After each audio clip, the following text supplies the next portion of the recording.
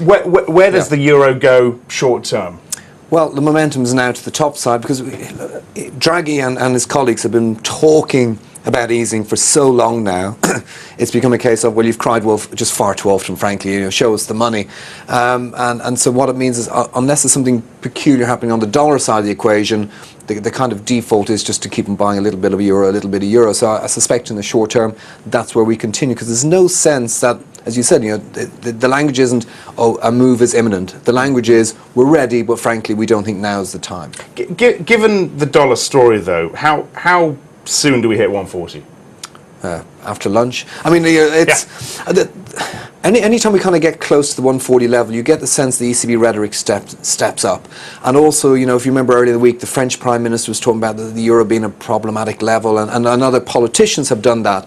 I think there is a soft kind of pain threshold for policymakers around the 140. So, maybe the air gets a little bit thin. Maybe I think we'll have a pullback before we break 140. So, joking aside, I think it will be at least another week or so, I would have thought, before we kind of comfortably above that level. But you guys at HSBC think the story is, over the medium to longer term, euro pullback? Yeah, absolutely. I mean, I think where you're heading, if you like, in the second half of this year, I assume is going to be some form of QE from the ECB, even if it's belated. And at the same time, I think the Fed debate will be done with tapering to a large extent, or at least talking about it.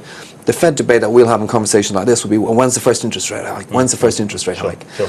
And if you're having that kind of divergence, it's going to have a profound impact on the currency. It hasn't as yet, because we're not having that debate. We're still wondering if the ECB will ease, and we're still wondering, how much more the tapering how much longer that will take. But that conversation changes, and that's when I think euro-dollar falls. Mentioned at the top, the Tokyo market, the equity market, off 8.5–9% in the past month. I want to talk about dollar yen. The yen had its biggest weekly gain in 4 weeks. We were talking about this before the show. You were surprised by the lack of a really big move overnight. Yeah. What does that suggest to you?